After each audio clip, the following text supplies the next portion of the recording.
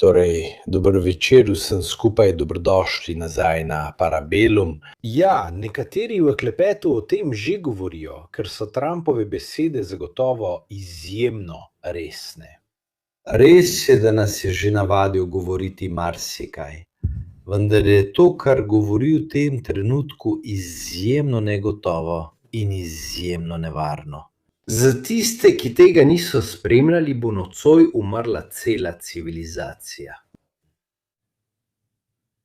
Da se ne bi vrnila, da nikoli več ne bi pripeljali nazaj. Nočem, da se to zgodi, ampak verjetno se bo zgodilo.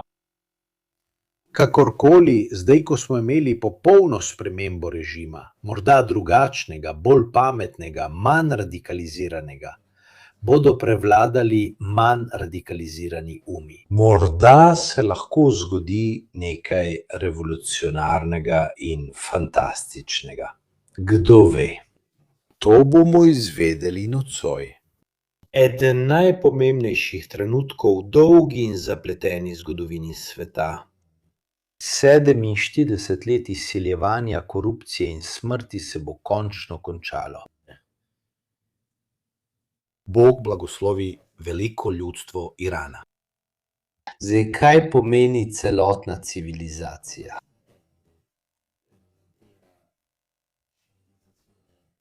Izginila bo nocoj. Nekdo je začel govoriti o jedrskih taktikah. Težko, da bi jim dali dovoljenje za kaj takega. Medtem pa pozdrav profesorju Bognardiju. Verjetno Trump, ki je precej navajen uporabljati precej ostro terminologijo v svojem načinu govora, mislim, da ga to ne zanima. Nagibalo se je k temu, tudi zato, ker bi bili učinki za vse precej uničujoči. Tudi za tiste, ki niso neposredno tarča. Iskreno povedano, v teh dneh in urah že vidimo, kako Američani bombardirajo številne objekte na otoku Kark. To smo večkrat povedali. Vsi ameriški premiki nakazujejo, da bodo vsaj na otokih posredovali. Saj sicer ne bi bilo razloga za premikanje pripadnikov 82. zračno-desantne enote, mož na ladji Tripoli in tako naprej. In v zadnjih urah so dejansko napadli otok Kark, vsaj njegove vojaške objekte. To nakazuje na nekaj. Res je, da je bilo že v prejšnjih dneh nekaj izvidniške dejavnosti in opazovanja. Zdaj nihče pri zdravi pameti ne bi šel zasedati otoka Kark, ampak tukaj smo videli zelo malo razuma. Torej, recimo, da sem v času Putina opustil racionalne analize, saj sem vzel za samoumevno, da so akterji v igri racionalni. Niso. Putin prej ni bil, Trump zdaj ni. Torej, če se preprosto osredotočimo na to, kar se dogaja, na vire, ki jih imamo, tudi če te pripeljejo do zaključka, da je to neracionalno dejanje, jih moraš vseeno upoštevati. Ni razloga, da bi premikali te enote, izvajali izvidovanje na otoku, razen če resnično nameravaš zasesti otok. Drugače si vse te aktivnosti ni mogoče razložiti. Na otoku Kark so bile v zadnjih 24 urah tarče napadov. Poglejmo tudi, kaj je bilo zadeto, saj nam to daje določene namige. Bila je že zadeta pred kakšnim mesecem, vendar ne močno, če se ne motim, le protiletalske baterije. To je izjemno podroben zemljevid vsega znanega na otoku, kar zadeva protiletalske baterije, raketne sisteme, skladišča, radarje, komunikacijske antene itd. Zanimivo je, da so bili zadeti utrjena skladišča. Kaj so utrjena skladišča? To so v bistvu skladišča, tista iz armiranega betona, kjer je običajno shranjeno strelivo. Tista, ki so jih Ukrajinci pogosto napadli v Lipecku v Rusiji. Ko napadeš skladišča, omejiš sposobnost pehote, enot, ki so na otoku, da oskrbujejo praktično praktično svoje orožje. Nima smisla napadati teh stvari, razen če ne želiš izvesti invazije. Imelo je smisel napasti nekatere protiletalske sisteme na začetku vojne, ker so bili tako ali tako na sredini, kot lahko vidite, Perzijskega zaliva. Ampak napadati vsak posamezen komunikacijski sistem, skladišča in tako dalje, to zelo nakazuje, da jo nameravajo okupirati. Okupirati jo, kot je rekel tudi polkovnik Stirpe, ne bo lahko. V smislu, da gre vseeno za boj mož na moža. Ker če se gre boriti na območje nakladalnega doka, je vse, kot vidite, polno skladišč za gorivo. Zato ni mogoče uporabljati bomb, ni mogoče uporabljati artilerijske podpore in tako dalje. Jaz sem rekel, ker je Trump verjetno prebral v poročilu, da 90% iranske nafte gre skozi to območje, je verjetno ignoriral vse, kar so mu povedali. Kasneje je razumel samo 90% nafte in zato je hotel oziroma bi rad prijel Irance za vrat. Vsaj to bi bil namen. Tako je lahko tudi povezano.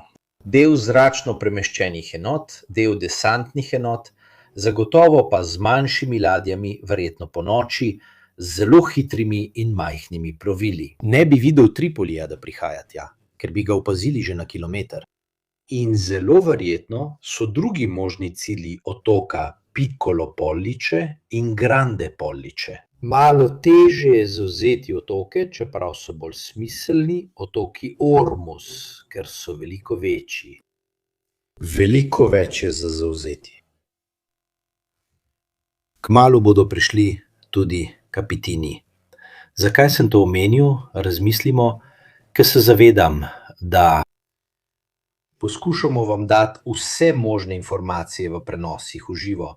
Zato je težko najti trenutek, da bi se pogovorili z vami. Razen nekaterih vprašanj poskušam izbrati tista, ki so najbolj koristna za pogovor. Tako nimamo nikoli mirnega trenutka, da bi razmislili o tem, kaj se dogaja. Vprašanje je, od kod bi ameriške čete sploh krenile. No, zadnje zborišče, ki smo ga opazili za 8ZT2 divizijo in marince, je bilo na bazi Diego Garcia, vendar jih lahko v nekaj urah, v eni noči, premestijo. Upoštevajte, da je 82 divizija in njeni bataljoni narejeni tako, da jih lahko premestijo kamorkoli na svetu v 16 urah. Torej, potencialno z letali, ki vzletijo iz Diego Garcije, bi z veliko verjetnostjo lahko bili na območju v 34 urah. Tako se lahko kadarkoli odločijo ukrepati v tej smeri. Poglejmo tudi širšo sliko glede tega, kar se je zgodilo v tem obdobju. Potem bomo pogledali tudi, kako so bili ameriški piloti odpeljani, saj je to vseeno zanimiva zgodba v zvezi s strelitvijo F-15. Recimo tole, Iran.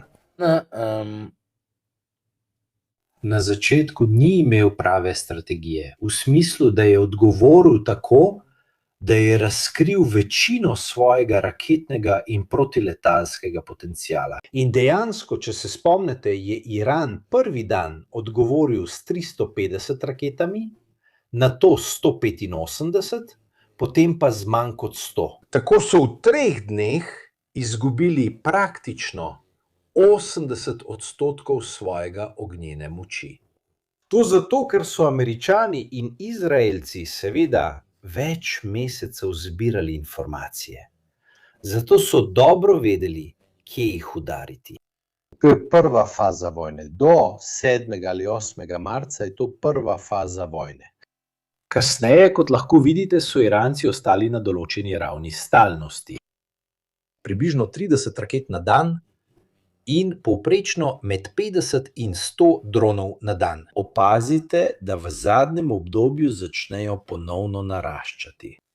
Torej, če želimo razumeti, kaj se dogaja, moramo razumeti, da potekata 2 popolnoma različni vojni.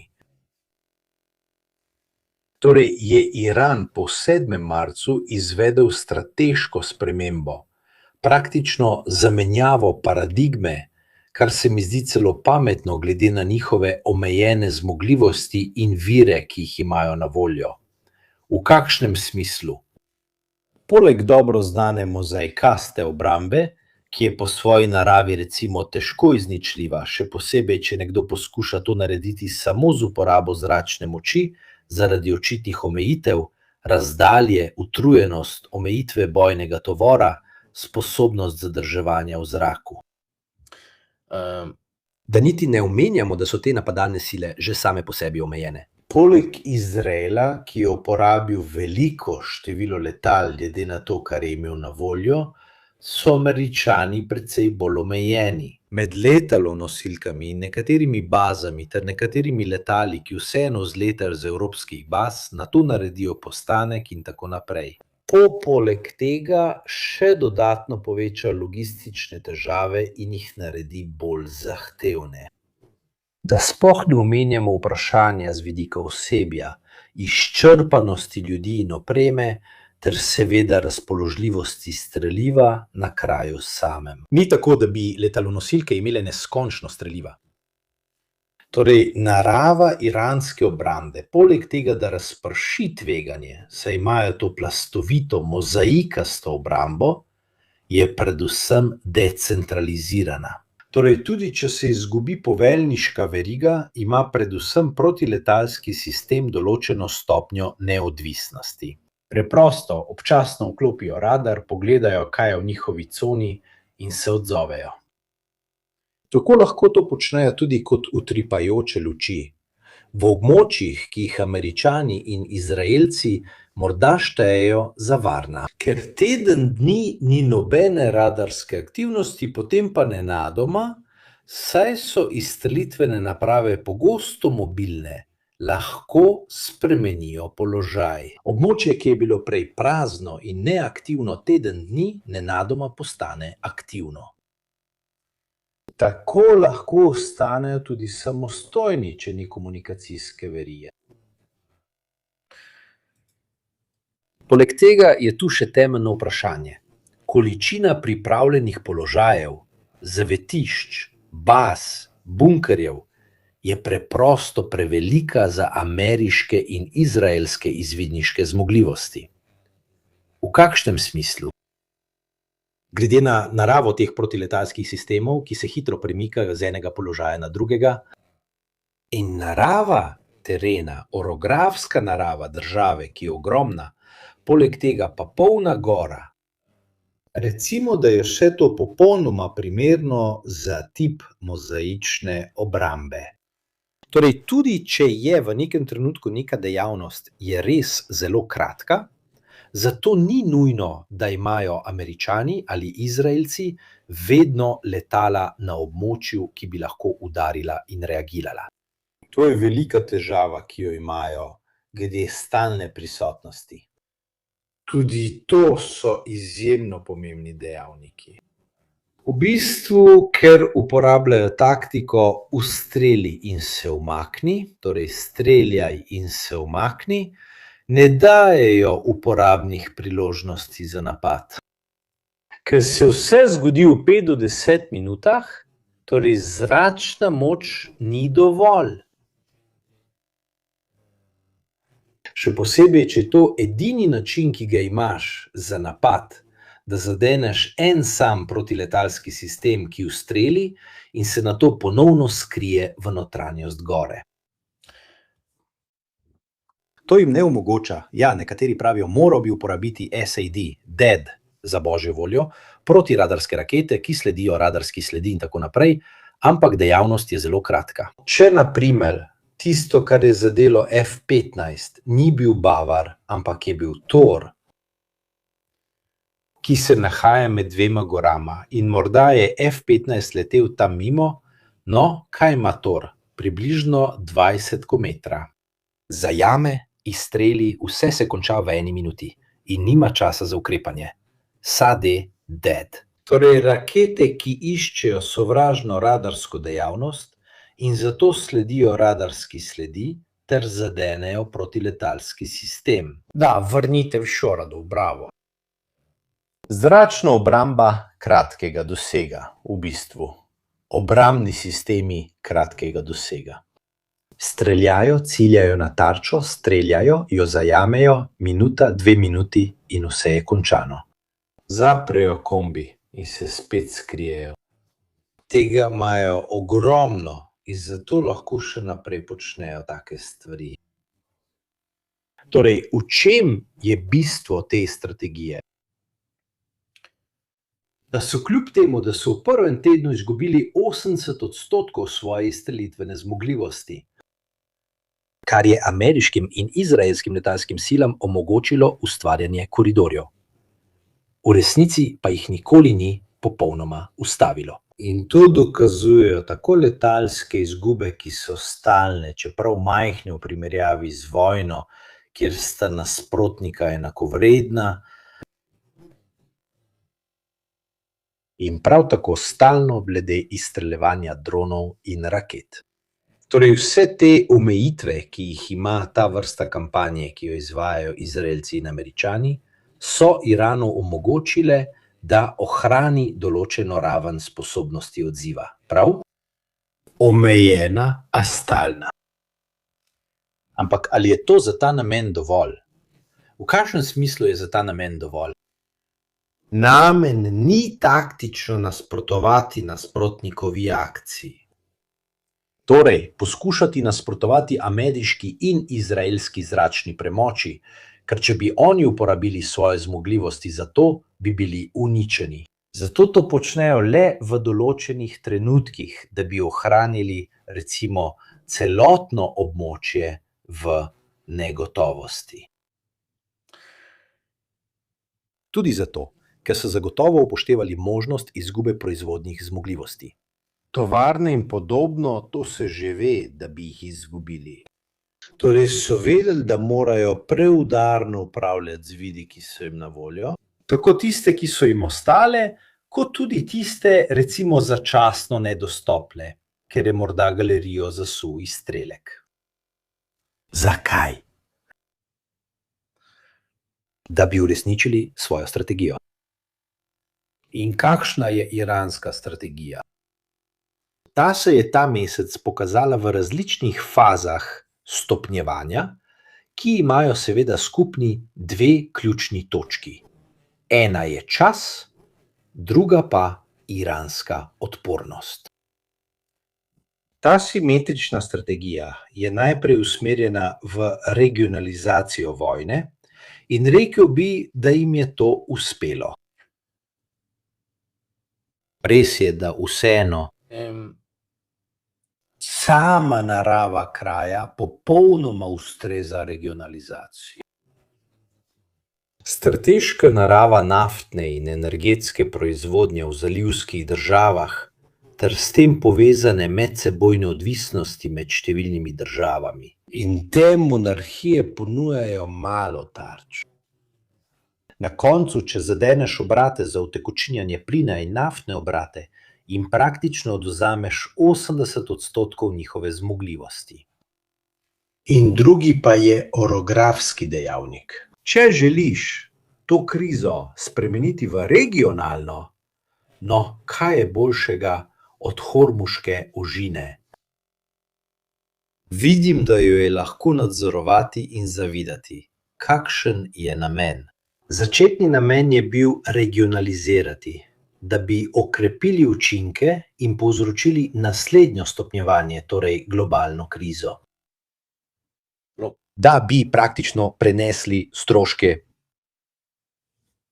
politične in ekonomske ter s tem povezane posledice na Američane. In iskreno, uspelo jim je. Ker je končni cilj, do zdaj jim je uspelo doseči prve 3 cilje, torej preživeti z mozaično obrambo, nadaljevati s pritiskom, regionalizirati krizo, globalizirati krizo, vse to pa ekonomsko in politično prevaliti na Američane.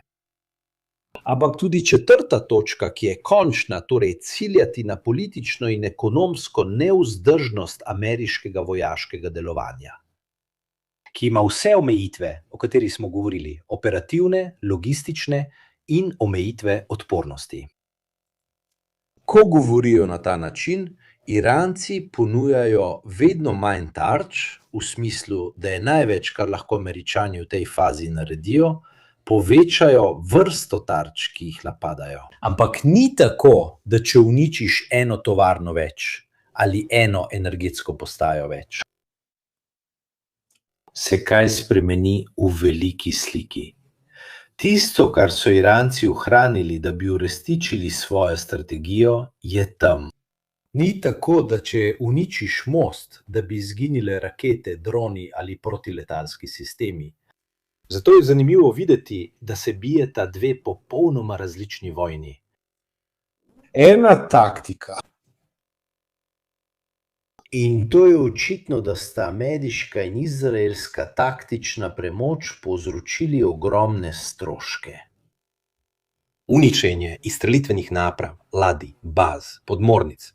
Površinska flota ne obstaja več. Težava je v tem, da smo se nekoliko preveč osredotočili na poročanje o posamezni uničeni ladji, takšne stvari, in pri tem nekoliko izgubili širšo sliko. Na koncu, kaj je glavni dejavnik te vojne? Da strateški ni enak taktičnemu, kako se v narekovajih bojuje na terenu. Tako da iskreno ne vidim načina, kako bi Američani in Izraelci. Izraelce sem izpustil, ker so Izraelci posebna zgodba in o tem se lahko posebej pogovarjamo.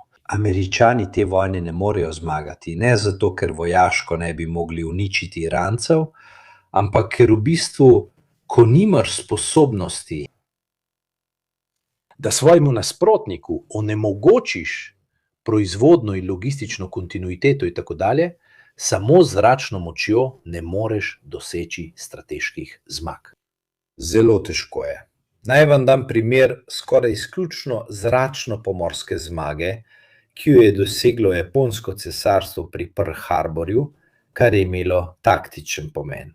Uničili so nekaj letal, nekaj ladij, vendar niso mogli storiti ničesar, da bi nasprotniku preprečili nadaljevanje gradnje ladij. Tako je bila navsezadnje zgolj omejena zmaga. To je bil isti problem, kot ga je imel avstrijski pleskar. Ni imel zmogljivosti za bombardiranje, nikoli niso zgradili, nikoli niso imeli strateškega letalstva. Nemci zato nikoli niso uspeli priti v Ameriko. Bilo je nekaj projektov, projekt Bombnik Amerika, niti bombardirati Rusov, ko so premaknili baze blizu Uralov ali onkraj Uralov. Tako, kot ti manjka ta sposobnost. Če nasprotnik ne popusti ali se ne zruši notranje zaradi političnih vprašanj, ne prideš nikamor. Lahko samo razširiš nabor ciljev, ki jih uničuješ. Ampak kot sem rekel, ni en most več ali en predor tisti, ki bi kaj spremenil. Najprej hvala, za trenutek se bom ustavil in sprejeli bomo tudi vsa vprašanja. Vrniti v kameno dobo bi lahko pomenilo dolgoročno odstranitev iranske nafte in nafte iz monarhij s trga. To bi bilo v skladu s potrebo po nadzoru svetovne nafte. Seveda, če zavzamejo otok Kark in uničijo tudi energetske centrale, mostove, železnice. Mimogrede, Izrael je poslal sporočilo iranskemu prebivalstvu naj ne uporabljajo vlakov, ker bodo uničili tudi te. No, ja, tehnično gledano, če uničiš vso infrastrukturo in jim vzameš možnost, da jo obnovijo, kar je prodaja nafte, kar se tiče Irancev, jih tehnično gledano vrneš nazaj. Ne ravno v kameno dobo, ampak zagotovo v bronasto dobo. Stefan Didona, ali je res, da je Iran postavil tovarne dronov v Tadžikistanu? Ne, to so bili Rusi, ampak ne v Tadžikistanu, temveč v Tatarstanu. Lahko, da tudi Iranci najdejo kakšne posredne zaveznike, ampak tovarne postaviš v 2 mesecih. In pred to zmedo se ni slišalo o iranskih posrednih zaveznikih drugje. Tudi zato, ker nekatere države nočejo biti vpletene, če slučajno pride do težav. Dronov so pa naredili kar precej. Zato dvomim, da bi kdo želel biti vpleten v tem smislu. Do zdaj še nikoli nismo slišali, da bi oni naredili zunanje baze za drone. To sploh ni verjetno, prav nič. Razen, če ni popolnoma nor, tudi zato, ker ni več velikih tarč. Tisto, kar je ostalo, lahko mirno uničijo z vodenimi bombami. Ni potrebe, torej gre za pretiravanje. To so Trumpove besede. Razumem, da vzbujajo preplah, ampak ne bo uporabe takšne stvari. Torej, brez skrbi, vem, da se potem mediji vržejo na to, ker so Trumpove besede res izjemno zaskrbljujoče in jih je mogoče napačno razumeti. Ne samo njegove, tudi Vanceove, ker je tudi Vance bolj ali manj ostal nejasen in je želel poudariti to, kar je rekel Trump, in sicer: Cela država je lahko prizadeta v eni noči in ta noč je lahko že jutri. Zakaj sem naredil ta prenos v živo? Ker bi lahko bila prav ta noč tista noč. In čutil sem, ne glede na to, da se ukvarjamo z obveščanjem in tako naprej, da vam moram vseeno povedati, da če res se pride do takšnega napada, torej pridemo do trenutka, ko ni več poti nazaj, ker obstaja tveganje, da dosežemo točko brez vrnitve. In smo ji zelo blizu. V kakšnem smislu? Točka brez vrnitve. Do zdaj se je dogajalo tole. Jaz udarim po tvojih bazah, kakšnem radarju, kakšnem sistemu TAT, ti pa udariš po mojih izstrelitvenih napravah. Vse je ostalo bolj ali manj na vojaškem področju. Ameriške baze v Kuvajtu in drugod so bile napadene, Izraelci in Američani pa so napadali baze, letala, ladje in tako naprej. Iranči. Če pa se začnejo medsebojno napadati predvsem Iran in zalivske monarhije, so prav zalivske monarhije tiste, ki lahko utrpijo posledice. Iransko povračilo, potem pridemo do točke brez vrnitve. Kaj pomeni točka brez vrnitve? Kot smo vam pokazali v prejšnjem prenosu v živo. Te države so v večini primerov odvisne od velikih obratov, ki proizvajajo od 20 do 30% energije, nafte in tako naprej.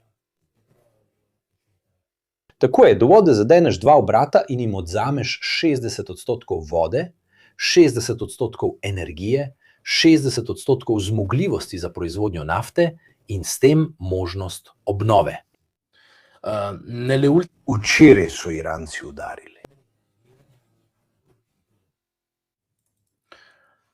Zelo pomemben savdski proizvodni obrat, to nam potrjujejo tudi NASA Firms. Kot lahko vidite, kjer vidite rdečo barvo in kjer so praktično zaznave toplote, in to nam pove, da so zadeli zelo pomemben obrat. Zakaj pomemben obrat? Ker ta obrat proizvaja približno 30% nafte Savdske Arabije. Imenuje se Džubail. V resnici gre za industrijski konglomerat, kjer proizvajajo gnojila, naftne derivate, torej plastiko, bitumen, a predvsem nafto. Po nekaterih ocenah predstavlja med 6 in 8% celotne svetovne proizvodnje nafte. In med 25 in 30% nafte, ki jo proizvede Savdska Arabija. Prav? Če ta obrat odpove, kriza postane sistemska, ker ni tako, da bi ta obrat čez en mesec, če se vojna konča, spet začel proizvajati kot prej. Če začnejo uničevati te obrate enega za drugim, traja 45 let, da ponovno zgradijo obrat s takšno zmogljivostjo. In kaj bo svet počel teh 45 let, če zalivske monarhije izgubijo svojo zmogljivost, pa tudi Iranci?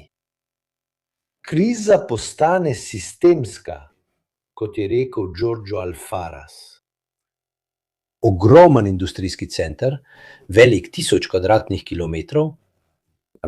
Zato pravim, prihajamo do točke brez povratka. Če bodo Američani ravnali tako, kot nameravajo, torej uničili letališča, pristanišča, mostove, elektrarne in tako naprej, Iranci, ki nimajo velike raketnih zmogljivosti zelo dolgega dosega, se bodo maščevali vsem zalivskim monarhijam, ki so izjemno odvisne od nekaj velikih sistemov. In torej je to strategija Samsona. Umrem jaz in vsi Filistejci z menoj. Medsebojno se bodo uničili. Američani in Izraelci bodo uničili recimo iranske industrijske zmogljivosti. Iranci pa bodo storili enako na drugi strani. In to bo povzročilo krizo, ki bo trajala leta, saj je malo tarč, so zelo velike in zelo donosne. In bojim se, da bo Trump res, ko se bo to ultimatum iztekel, ukrepal na ta način. Že pred nekaj dnevi so začeli kazati nekatere stvari, ko so podrli eno najpomembnejših točk. To je rekel prvi Iranec, da je eksplozija in torej, da je zdaj. Zelo smo blizu. To pravim zato, ker si predstavljam, če ima nekdo podjetje in mora prepeljati 50 tovornjakov. Cela bencina, za katero so mi danes že povedali na avtocesti, je bila 2,51 za dizel. Nekaj takega lahko res doseže absurdne ravni. 34 evrov, da si predstavljate, manj je alternativnih virov. Strateške rezerve evropskih in ameriških držav zdržijo 1 mesec, 2 meseca, odvisno od države. Potem lahko vložiš vse milijarde, ki jih hočeš, ampak če ni, pač ni. Že pred nekaj dnevi sem videl odpovedane lete, prav zaradi tega, ker poskušajo omejiti tudi letalsko gorivo. Diego Maria Tamburini, glede na isto pomanjkanje strategije, ali ne mislite, da so verski razlogi pomembnejši, kot si mislimo, tudi s strani Amerike? Ne vem, koliko je po tvojem mnenju Trump veren. Trump igra igro in se pretvarja, da je veren, ampak jaz ga ne vidim kot posebej vernega. Vedno igrajo predstavo za določeno vrsto ljudi, ampak on ni prav nič veren. Rad bi izpostavil še eno ključno točko. Ker ta ideja, ki jo imajo malo Američani, predvsem pa Trump, da bi jo uporabili proti Iranu, isto identično formulo, ki so jo uporabili v Venezueli, torej odstranimo voditelja in potem se tisti, ki pride za njim, dogovori, je delovala v Venezueli, kaj ne? Praktično jo je zmečkal, odprl je veleposlaništvo in zdaj tiho posluje z Američani. Ampak to ne more delovati pri Iranu. Imel sem srečo, da sem te dni govoril z nekaterimi iz obveščevalnih krogov, ki so izjemno izkušeni glede Irana. In skoraj vsi so mi povedali isto stvar o Iranu. Saj za tiste, ki ga resnično poznajo, ne pa za Američane. Ima režim, ki je narejen tako, da prenese zelo hude udarce, vključno z odstranitvijo vodstva režima. V kakšnem smislu? Imeli so desetletja časa, da se pripravijo na takšne možnosti in ustvarili so precej manj centralizirano strukturo, kot se zdi na prvi pogled. Na koncu je lik Kameneja bolj duhovni vodja kot tehnični ali praktični voditelj. In precej očitno je, da se ni zanašal samo na te voditelje, če ni bil uspešen, skratka vodstvo. Ampak na čem temelji njihov sistem? Na različnih stebrih, ki praktično podpirajo kupolo, prav vsak je pomemben, vendar ni ključen. Če en steber pade, ga nadomestijo, zato do popolnega strukturnega kolapsa nikoli ne pride. Po drugi strani pa obstaja, po mojem mnenju, res veliko tveganje. Pred nekaj dnevi sem si ogledal zelo dolg intervju z bivšim direktorjem FBAR. In tudi različni strokovnjaki za strategijo iger pravijo, da je trenutno največje tveganje ravno nasprotno od tega, kar pravijo. Trump, Vance in tako naprej. Torej, če preberemo začetni tweet Trumpa, on pravi: Vseeno smo izvedli spremembo režima. Da smo pravzaprav pravi, zdaj, ko smo dosegli popolno spremembo režima. Če nimaš pojma, kakšni so, se to pač zgodi.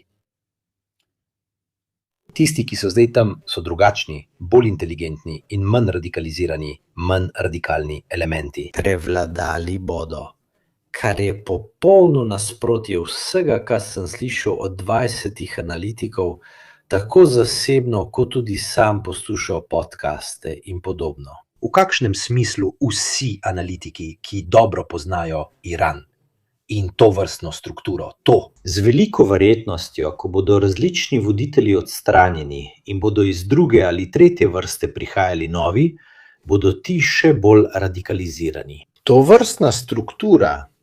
vrstna struktura v svojih dejanjih, zakaj?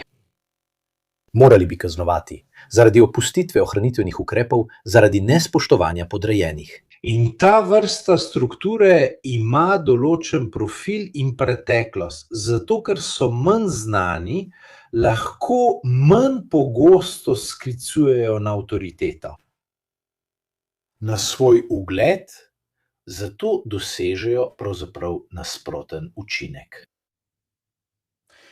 To je še ena točka. Kako si razlagaš, da so vsi analitiki povedali te stvari, ki jih ti govoriš, medtem ko Pentagon in CIA tega niso storili? Barnes, nekdanji član FBI-ja, to pravi, pa tudi različni drugi analitiki sem jih spremljal iz CSIS-a, Center Action Resilience in še veliko drugih vključno s tem. Slišal sem tudi Izraelce, ki pravijo isto, tudi oni, da so jih odstranili, vendar ne zaradi tega namena.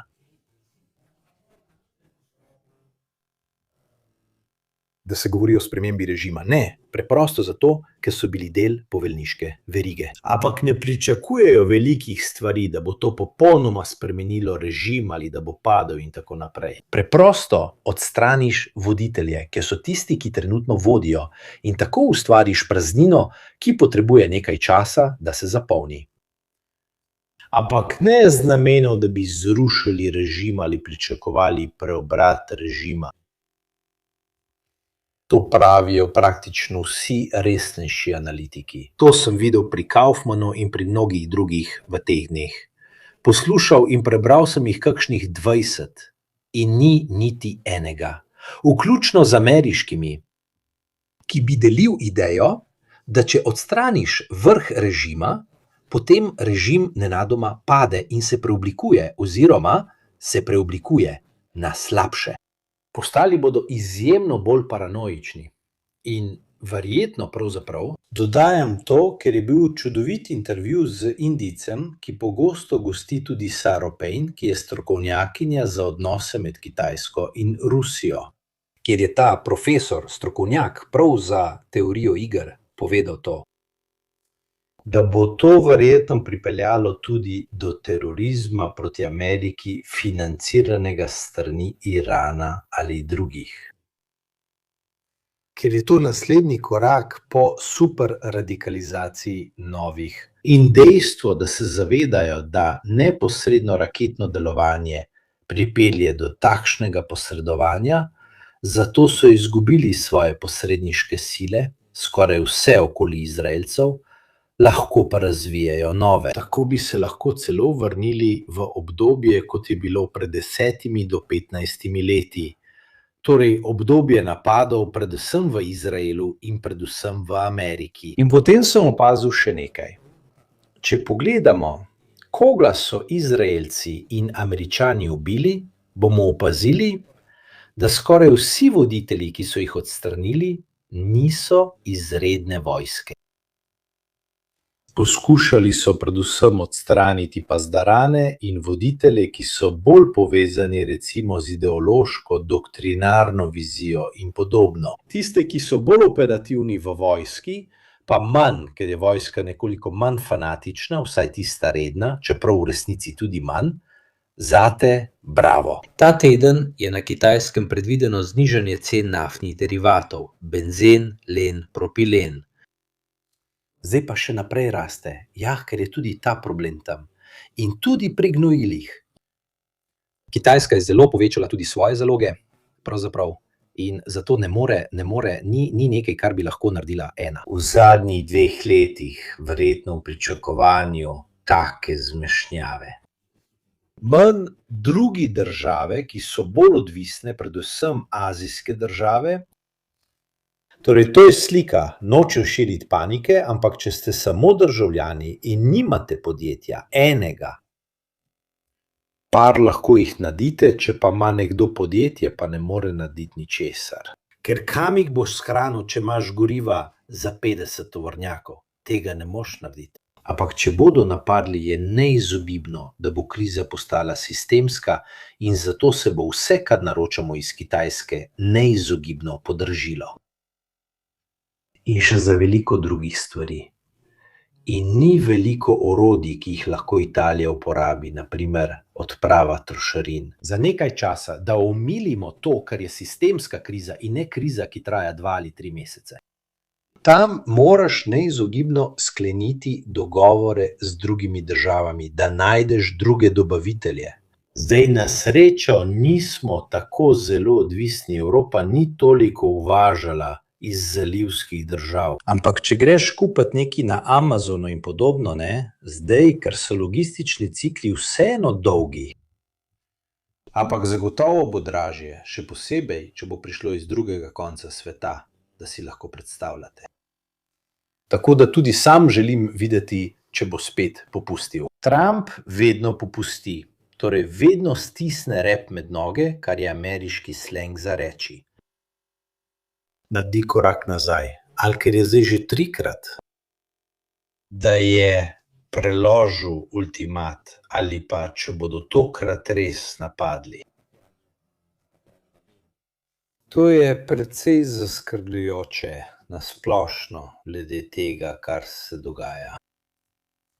Torej, kot vidimo, Iran nadaljuje točno z isto taktiko, nič več in nič manj. Vidite lahko številke dejavnosti, bolj ali manj ostajajo vedno enake. Rdeče so rakete, modro so droni. Od 11. marca do 6. aprila pravzaprav lahko vidimo rast pri dronih. In to je celotno obdobje od 2 marca do 6. aprila. Dejstvo je, da je za njih ta stopnja pritiska več kot dovolj, da globalizirajo krizo in začnejo uničevati obrate zalivskih monarhij. Torej jim ni treba, da bi se vrnili na prejšnje ravni, tudi zato, ker jih tako veliko razporejanje izpostavlja nevarnosti. Poglejmo še, kako so uspeli rešiti pilote F-15. Ker se mi zdi to precej zanimivo, predvsem zato, ker je z doktrinarnega vidika ta ameriška ideja, da nikoli ne pustijo nikogar za sabo. Zakaj? Ker to, recimo, izboljšuje stopnjo ljudi, ki želijo iti na nevarne misije, saj vedo, da jih bodo v primeru nesreče prišli iskat.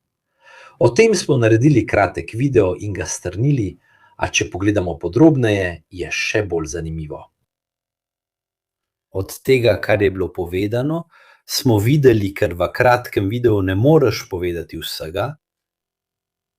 Na začetku smo videli različna ameriška letala in helikopterje, vključno z Black Hawkom, torej izpeljanko Black Hawka. Če se ne motim, so bili to Pave Hawki, ki so krožili.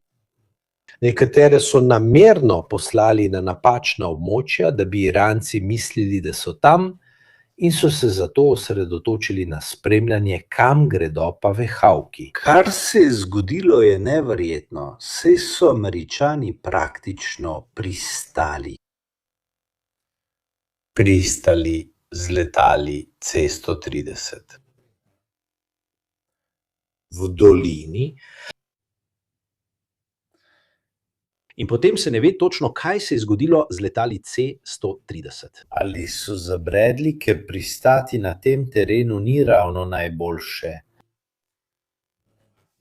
Nekateri pravijo, da so se zagozdili, drugi pa, če gledamo slike, pravijo, da so se dejansko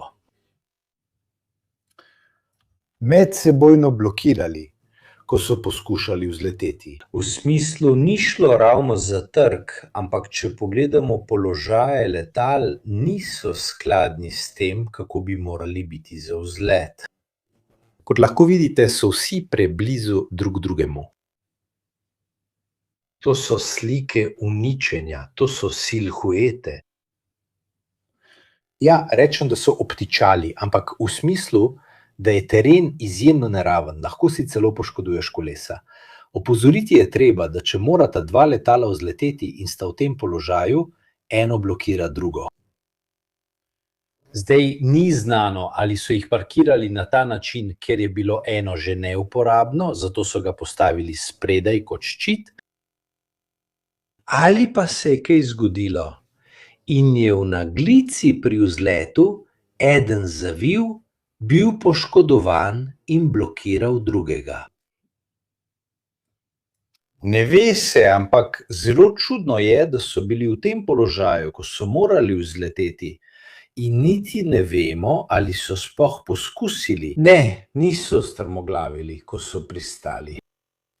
Ali so ga postavili kot kritje, ker je bil neuporaben in je medtem služil kot kritje, ker pravim, je služil kot kritje. Ker poleg te zgodbe o letalih, ki so pristala, so na začetku nudili kritje, tako s Pave Oak, kot morda tudi z A10. Na začetku sta pristali samo ti dve letali tukaj, potem, ko sta se zataknili, se je nekaj zgodilo. Sta se zagozdili ali pa so ju tako pustili, ker nista več mogli vzleteti.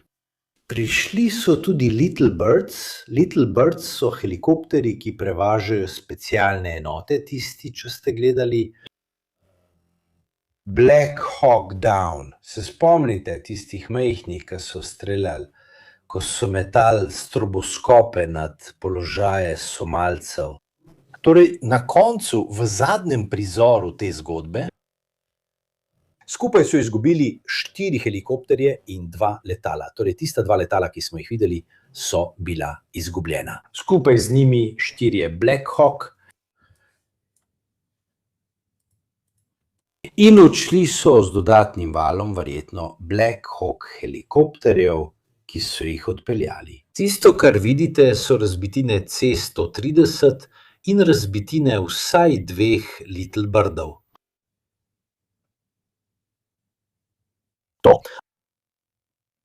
Tole tukaj je zanimivo. Kot nekateri pravijo, so morda bili v letalu in kdo ve, morda so pristali. Pogosto jih izpustijo tudi iz C-130. Vsekakor je bila to izjemno draga misija, ker tudi za prvega pilota so rekli, da je bil rešen. A novica je bila lažna. Zakaj je bila lažna? Ker so poskušali preprečiti Irancem, da bi začeli lov na človeka. Drugega so rešili 36 ur kasneje. Preplezal je 2000 metrov visoko goro v jami in občasno prižigal svojo komunikacijsko svetilko. Poleg tega mu niso zaupali, da je res on, zato so mu morali postaviti nekaj vprašanj. Dogovorjena vprašanja. Obstaja celoten postopek, ki se izvede pred misijami, torej dogovorjena vprašanja, ključne besede in tako naprej. In zato so mislili, da bi to lahko bila past, ker ni nujno, da je tako. Il beacon, ali je bil aktiviran njegov ali pa ni bil, morda je bil že pod nadzorom Irancev. Poleg tega so Iranci povsod po televiziji predvajali izseke in podobno, tako da so ljudje občasno hodili tja. Bili so posnetki ljudi v civilnih oblačilih, ki so streljali na ameriške helikopterje in na C-130. V resnici so bili to ljudje, ki so šli iskat nagrado, ker so jim ponudili 60 000, ne spomnim se njihove valute, da jih grejo iskat, na koncu pa so jih res spravili ven, vendar za strašno ceno. Ne vem, če je bila številka 10, o kateri so govorili prejšnje dni, tudi vpletena v to zgodbo, ampak zagotovo je bila. Tukaj sta bila poškodovana 2 Black Hawka, 4 helikopterji izgubljeni, 2 C-130 in seveda F-15. To je bila izjemno zahtevna misija, da bi poskušali rešiti 2 pilota, kar pomeni, da je bil velik interes, da Iranci ne bi dobili ujetnika. Drugače bi iz tega naredili predstavo ali kaj podobnega. Zelo vam priporočam ta Substack, ki zelo podrobno pripoveduje to zgodbo, ki bi si morda zaslužila tudi film. Ker so bile zagotovo to groznih 36 ur za kopilota. Vendar vam daje idejo, da so Iranci še vedno aktivni in sposobni ustvarjati. Ja, Commander 61 je zelo dober, res zelo dober.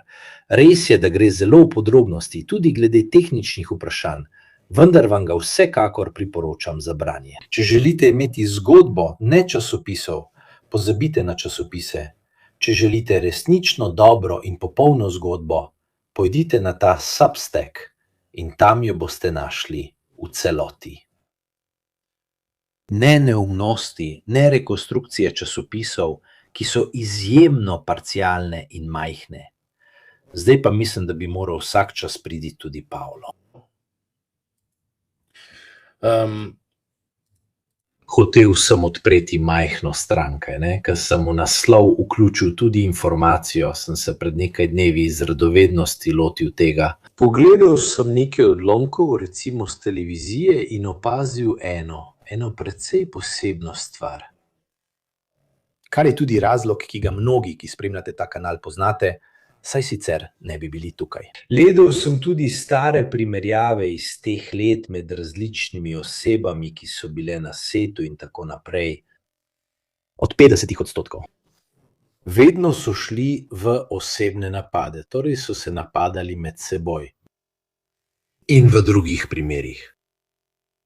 Ni bilo analize, ni bilo predstavitve ničesar, razen ideološkega stališča te osebe. Glede Irana, ali glede Američanov, ali glede Rusov, ali glede Ukrajincev.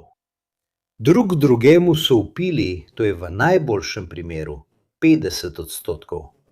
Govorili so drug čez drugega, se napadali, šlo je bolj za osebno delegitimiziranje drugega. In predvsem sem to opazil, kar so potem v narekovajih potrdili tudi različni televizijske osebnosti. Bolj ga zanima, da če povabi gosta A, mora imeti gost B nasprotno stališče od gosta A, ne nujno resnično nasprotno. In potem se vprašam, in kje je potem delo novinarja? Sem samo nekdo, ki skupaj spravi ljudi, da kričijo drug na drugega, je to delo novinarja?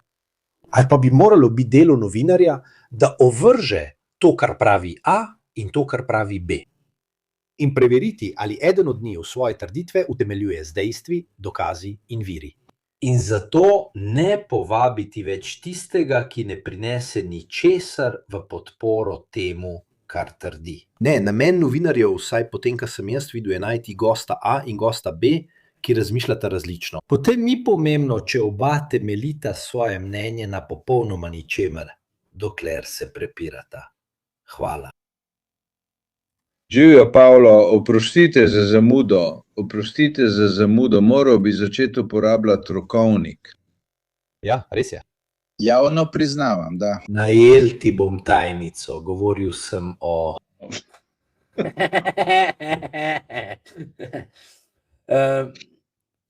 Govoril sem o začetnem delu, ga poznaš, kaj ne?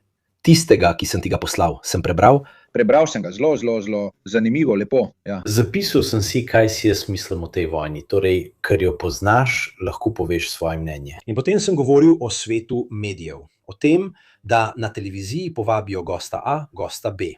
Novinar ne preveri, ali ima prav A ali B, važno je le, da A misli nasprotno kot B. To je čisto v redu. Prepirajo se, prinašajo gledanost. to že, ampak je tudi naša krivda, krivda tistih, ki se, ker jih gledajo. če tukaj pred nečim malo bolj zahtevnim preklopiš kanal, to vidim. Če poslušaš Lucija Karačola, ki je odličen in zelo poglobljen, vendar ima določen način izražanja. Naprimer pri Dariju Fabriju samodejno iščeš predstavo, Darija Fabrija poslušaš bolj z užitkom kot Luka Karačola, naprimer, oziroma Lucija Karačola. Ne glede na to, kaj se govori. In to je naša krivda, ker se ne ustavimo in ne rečemo pusti način, ampak pojdi globje, kakšno informacijo ti dajo. In obe sta odlični, tako Karačolova kot Fabrijeva sta zagotovo odlični, ampak nimamo volje, da bi se informirali, želimo samo vedeti, kako se je tekma končala. Nimamo volje gledati vsega, želimo samo vedeti, ali je naša najljubša ekipa zmagala ali izgubila. In televizija se prilagodi, ker živi od oglaševanja, torej živi od nekoga, ki v tistem trenutku gleda tekmo. In zato. Ampak vidite, za tisti del občinstva, ki se v tem ne najdejo, in to je še slabše za časopise, ki bi konec koncev imeli čas in prostor. Ker če imaš 10 sekund časa, da poveš, kdo zmaga in kdo izgubi, ali če ima atomsko bombo. Evo, to je tip vprašanj, ki mi jih ne postavljajo vedno, ampak pogosto. Časopis ima ves prostor in čas, da lahko argumentira in se informira. In če pogledate časopise, tudi razporeditev prostora namenjenega tej ali oni temi pove svoje. Ampak ljudje želijo vedeti to, na podlagi česa ljudje želijo vedeti to, ali na podlagi česa ljudje nočejo slišati razlage, zakaj. Ima dizel po 2 vejca 20 evrov na liter in bencin po 1 vejca 80 evrov. Tako, to bi jih morda zanimalo in ali obstajajo resnične možnosti za naslednje mesece ali leta, da se ta stvar zniža. S podatki v rokah. Naj ti dam primer, Il Giornale, Trump, cela civilizacija bo umrla. To noč, papež grozi. Nesprejemljivo je, palača Kigi, ljudstvo ne sme plačevati za napake režima, torej drugi dve nepotrebni izjavi. Ne pojasnjujejo, torej mi iskreno z vsem spoštovanjem do papeža ali tega, kar pravi palača Kigi, ljudem ne pojasnijo, kaj to pomeni. Torej ljudje, pravi Trump, cela civilizacija bo umrla to noč, kar pomeni, da bo izstrelil jedrsko orožje.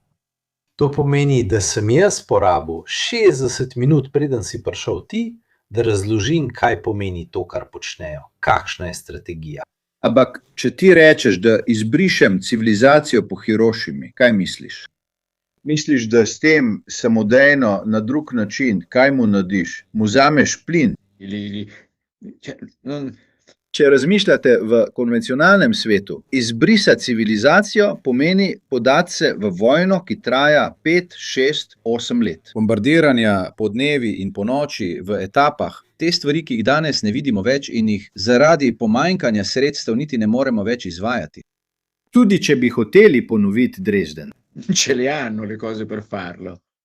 In potem pomisliš, da manjkajo cilji, da ni več niti donosnih ciljev. Ko izjaviš, da je cela civilizacija tarča, tudi gospa Cezira, ki nekje v provinci Teheran obeša perilo, postane tarča. Trump je rekel to, kdorkoli je tam noter, torej pripada, če nima civilizacije temu narodu, bo narod izbrisan. Predstavljaj si obraz Trumpa. Ni govoril niti o režimu, ne tam. Razbije vse, vsak mu pove svoje, kaj jim je rekel, Barabe ni tukaj, to je bilo prej, mogoče, ne? Naredil je veliko tweetov. Se je označil za trmaste, bedake, Barabe, skratka nekaj takega in kdor je, pač je, ampak tukaj, če ne drugega, zaključi z besedami, Bog blagoslovi veliki iranski narod, potem pa vas vse ubijem, vendar boste umrli zaradi mene. Recimo, da se ta stavek tukaj tepe zadnjim, torej odloči se. Ali pa ne pozna prave uporabe besede civilizacija, ker je jasno, da vključuje tudi veliki iranski narod. Ali pa ne, ali pa misli, naj jih Bog blagoslovi v smislu, da jih vse pošlje k sebi in potem naj se večni oče sam ukvarja z njimi. 90 milijonov ljudi, ki niso naredili nič drugega, kot da so živeli na napačni strani sveta, glede na to, kar pravi Kaj pravi Trump? Ampak bil je en savojski filozof s francoskim imenom de Maistre, ki pravi, da se pokvarjenost človeka začne s pokvarjenostjo jezika. In iz pokvarjenosti jezika se pokvarijo ideje, pokvarijo se vedenja, pokvarijo se družbe. Torej, da imaš vodjo največje svetovne sile ali tistega, ki še vedno misli, da je največja svetovna sila, ki uporablja tak jezik. Če resnično uresniči to, kar govori, bomo že jutri zjutraj v resnih težavah. Če tega ne uresničiš, obstaja en rimski pregovor, ki tukaj ne. Ponovno poudarjam, da ko to narediš, ti odgovorijo, recimo, da te ne jemljajo resno, glede prihodnih groženj, tako rekoč, in si jih ne moreš privoščiti, ne v eni, ne v drugi. V vsej zgodovini 20. stoletja ni bilo nikogar, ki bi s takšno vztrajnostjo in doslednostjo uporabljal jezik, ki ni primeren. Ponižuje funkcijo. In tisto, česar Donald Trump ne razume, je, da on opravlja funkcijo predsednika Združenih držav Amerike.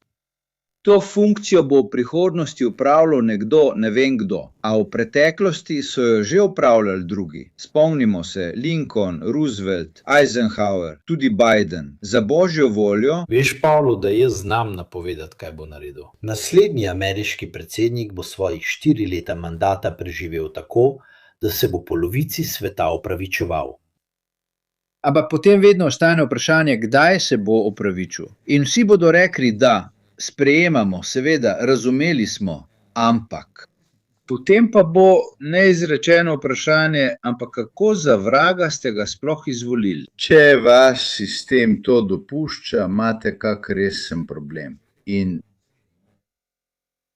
torej, škodo ugledu lahko utrpi odvetniška pisarna, lahko jo utrpi tudi dekle, ki je za možitev. Tako so včasih rekli. Tako velika država ne more biti niti malo prizadeta zaradi škode ugledu. Poglejte, Putinovo Rusijo neumnosti pusti, da jih izreče Medvedjev, če je treba reči kaj velikega, ampak ste kdaj slišali, da bi si Putin drznil reči, da bomo uničili ali izginili? Skoraj ne govori in jezik, ki je nam bil smešen, je prepuščal Medvedjevu in pogovornim oddajam. Ker če naredi tako, torej če govori tisti, ker če Putin reče jutri, ko je govoril o jedrski možnosti, je rekel to. Če bi bilo ozemlje Ruske federacije resno ogroženo, ne izključujemo, da konec koncev ti pride na misel odgovoriti, no saj bi bilo še čudno, če ne bi. Ni grozil, da bo metal bombe ali potapljal. Velika Britanija, ni bil Putin z velikanskim, fantastičnim torpedom. Obstaja vprašanje, kako je mogoče, da ga nihče ne ustavi? Kako je mogoče, da se vse to dogaja? Jaz sem kar precej prestrašen. Mi bomo imeli ekonomske posledice, vendar ne neposredne. Jaz mislim, da veš, kaj manjka? Nikoli niso imeli predsednika, ki bi bil prelomnica, recimo prelomnega predsednika. Mislim, da je to najmilejši izraz, ki ga lahko uporabim. Kot ta, ki je resnično premikal meje dostojnosti in sistema ravnotežja oblasti. Torej, največ, kar sta lahko povedala Bush ali Obama, je bilo v primerjavi z Bakolino. Zato ga nikoli niso zares preizkusili. Ko je prišel nekdo, ki ga je dejansko preizkusil, so ugotovili, da je morda to orodje nekoliko topo. Ja, in drugič, zavedajo se, da del njihove demokratične ureditve manjka. Veste, kje je zdaj kongres? Na počitnicah so, ker imajo poletne počitnice, spomladanske počitnice in en mesec je kongres zaprt, ker so na počitnicah. Se pravi, vojna poteka, podpirajo še eno vojno in kot politični signal gre kongres za en mesec na počitnice. Obstaja vidik, ta neuradni predsedniški nasprotnik ameriškega kongresa, ki temu predsedniku pusti, da dela dobro in slabo vreme z nekaj rahlimi izboljšavami. Nasprotovanja strani, uganite koga, Vrhovnega sodišča, ki prepušča guvernerjem zveznih držav tisto bolj očitno opozicijo, recimo zadnja je bila tista iz Ajsa, ki je rekel, da bi streljali sredi moje ulice, raje ne. Kje so ostale oblasti Združenih držav? ki pa imajo veliko moč, če že ne za akt graje, imajo simbolični jezik, ki ga lahko uporabijo. Po drugi strani pa je ta človek puščen s povsem prostimi rokami, obdan z ozkim krogom ljudi, ki so po mojem mnenju bolj nevarni od njega samega. White tista, ki ga je primerjala z ostalim Kristusom. Torej, vzamete katerega-koli predsednika, kjerkoli, kralja Španije in vidite, da ga nekdo primerja njega osebno z ostalim Kristusom. Vidite, da to ne deluje. Ta stvar je zelo resna in vsi bomo plačali ceno za njo, ampak najbolj jo bojo plačali Američani. Zakaj? Bogastvo, ki ga ima neka država, še posebej, ko je tako, je njena zanesljivost, ne samo finančna, ekonomska, ampak tudi njena sposobnost, da drži obljube. V dobrem in slabem, če nekaj obljubiš v dobrem, to izpolni, če obljubiš v slabem, izpolni tudi to. Zato se trudimo, da ne pretiravamo.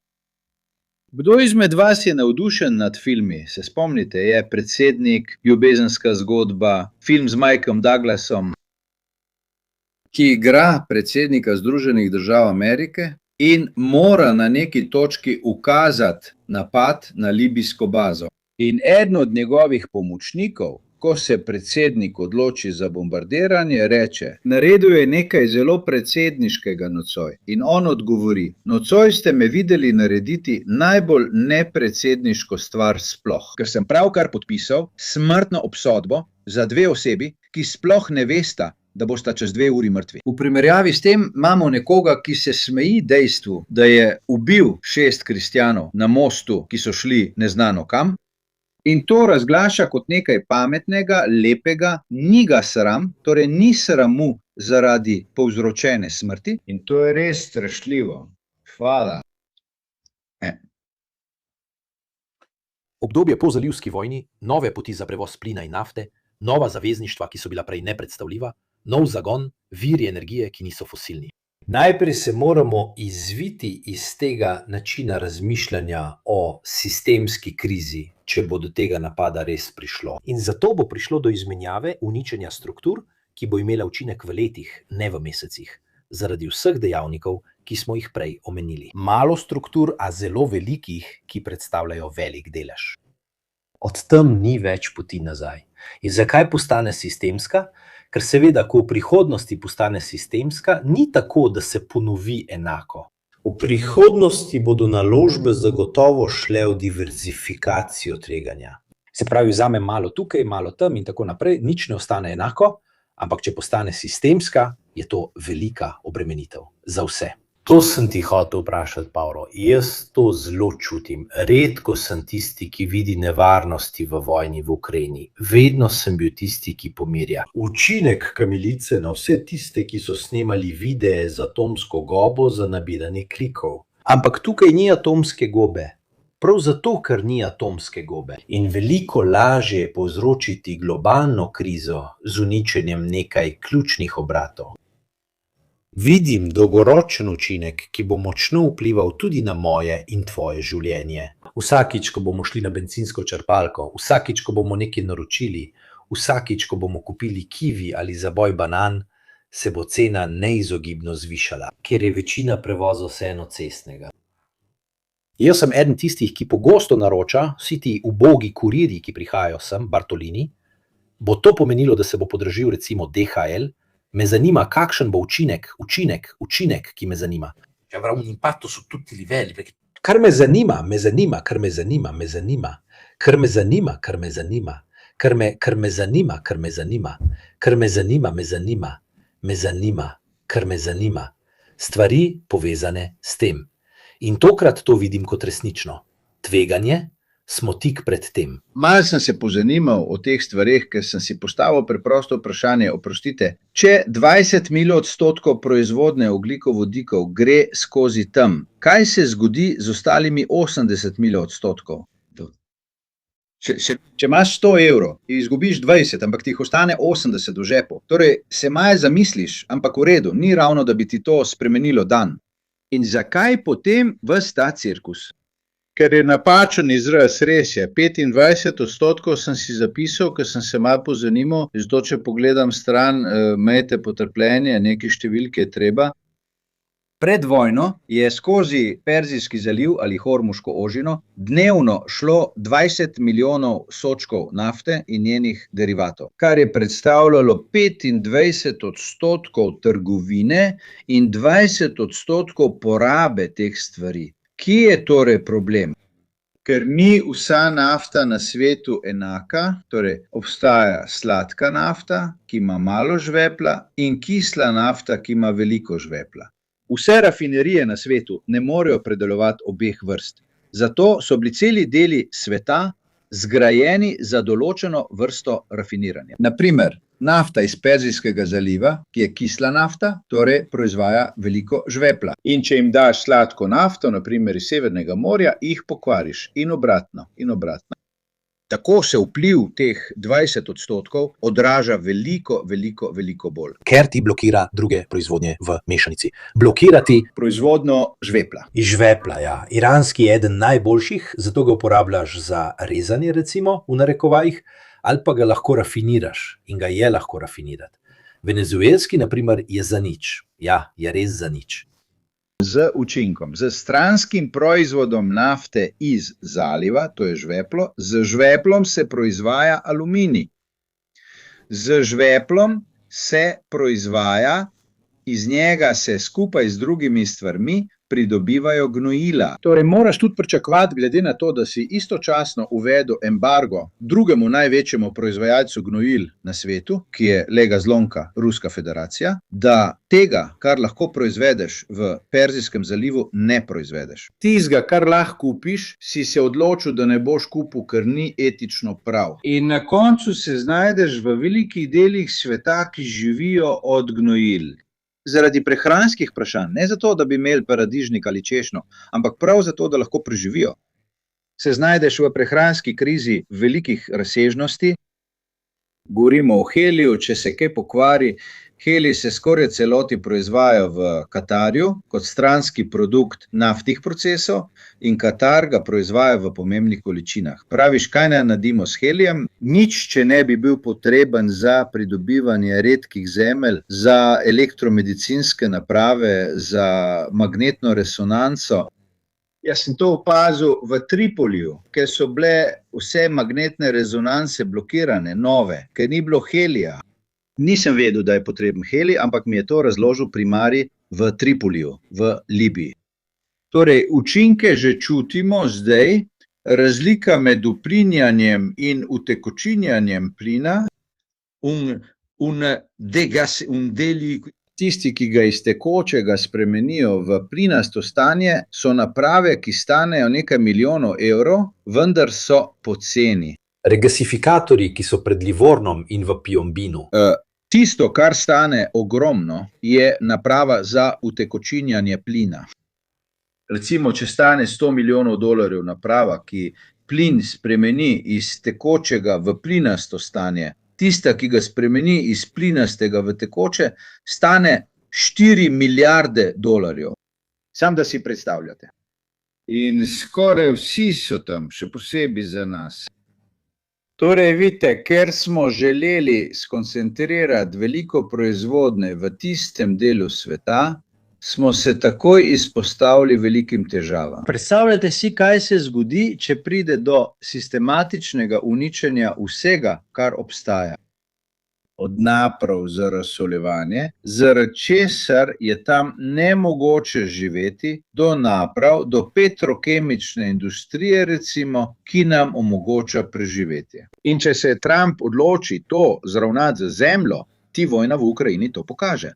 Tista iz teh dni, Ukrajinci v teh dneh, še naprej mirno bombardirajo ruske rafinerije z droni. Mislim, ni to nekaj, in govorimo o ljudeh, ki imajo kakšen protiletalski izstrelek, govorim o Rusih, se pravi, če hočejo, imajo kakšen sistem, da jih se strelijo. In kljub vsemu pridejo skozi. Torej, predstavljate si v situaciji, kjer je protiletalskih sredstev res zelo malo, v zalivu, kjer so objekti ogromni in kjer so časi leta minimalni, kakšno upanje za preživetje ima? Poglej, To je NASA Firms za Jabail, enega največjih industrijskih obratov, ki proizvaja vse, od aluminija do jekla. Nafta, ki je zauzela 1 milijon kvadratnih metrov industrijskega kompleksa. Vsi rdeči krogi, ki jih vidiš, so toplotne sledi, ki jih zaznavajo sateliti NASA Firms. In potem so tu še videoposnetki, ki potrjujejo, da so tam plameni in tako naprej. To je 25 do 30% ekstrakcijske zmogljivosti Savdske Arabije, da si lahko predstavljate. 58% svetovnega prometa je potekalo tod. 60 milijonov ton naftnih derivatov je šlo skozi to. In jih nimajo veliko, kot sem rekel, že na začetku prenosa v živo. Malo obratov, zelo velikih, tudi zato, ker je logistično lažje vse centralizirati, saj je mogoče veliko teh proizvodnih procesov medsebojno povezati. Torej, če res naredijo velik korak in začnejo uničevati iranski industrijski sistem, potem lahko ti neizogibno odgovorijo samo na en način, z napadi na tiste iz zalivskih monarhij.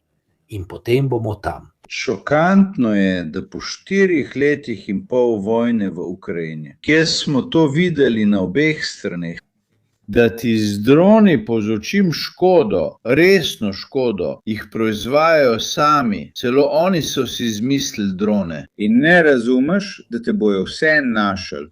Misliš, da boš šel iskat drone gor pa dol po Iranu in jih vse našel.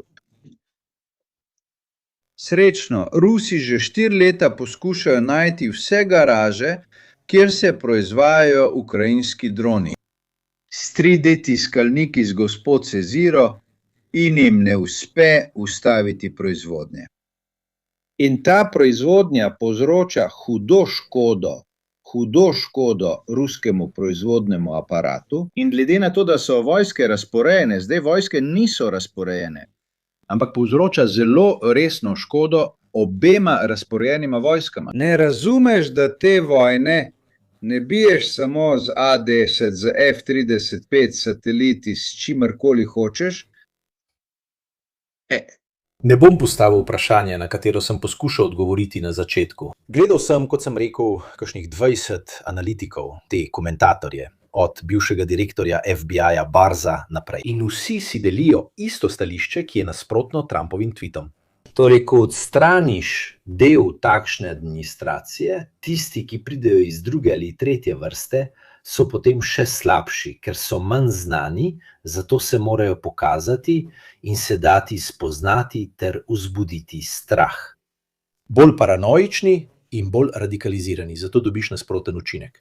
In jaz se sprašujem, in to je vprašanje, ali je mogoče, da nihče znotraj Pentagona, analitiki in tako naprej, ali nihče ne razloži tistim, ki vodijo, da so te stvari nasprotje tistega, kar poskušajo doseči.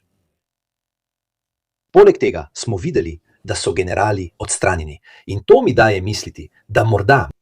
Mislim, da je poskusil, ali pa si junak in potem vzameš 38 let, 40 let kariere, kjer si garal v Nemčiji. Južna Koreja, 4 leta poslan na Aljasko in samo zato, ker si rekel, lete, to se morda ne dela, ti vse skupaj vržejo stran. In če se odločiš biti tak, spadaš v kategorijo junaka, misionarja in si vreden vsega spoštovanja. Tisti običajni vzamejo koledar in rečejo, če bom tiho 2 leti, tega čez 2 leti ne bo več. Moram samo preživeti to. In narediš to, kar se običajno naredi. Ja? Zagotovo res, zagotovo, ja. Zdaj, ne, jutri zjutraj.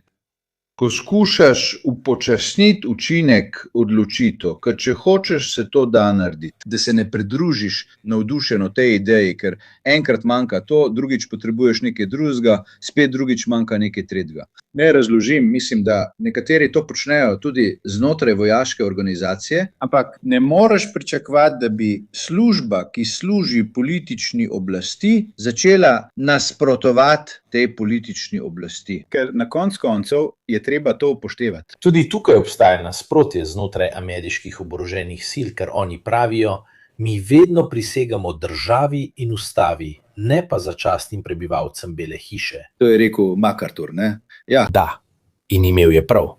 V smislu, če ti dajo nezakonit ukaz. To je bila velika razprava med vojaki, prav v času zmede z Venezuelo v zadnjih mesecih. No, saj si prisegel, da boš branil državo pred zunanjimi in notranjimi sovražniki. Če ti dajo ukaz, ki ni zakonit, imaš vso pravico, da ga zavrneš. Zato je Hekset v preteklih mesecih, pred 6 ali 7 meseci, začel odpuščati veliko, recimo, pravnih svetovalcev znotraj vojske. Torej tiste, na katere se vojak obrne po pomoč, ko prejme ukaz, za katerega meni, da ni zakonit. Poleg tega upoštevaj, da bodo znotraj oboroženih sil tudi taki, in jih bo več kot eden, ki pravijo, da je prav, da se tako ravna. Končno! Pravi, vpisal sem se v vojsko leta 1985 z mislijo, z upanjem, da bom bombardiral Teheran in končno zdaj to počnem.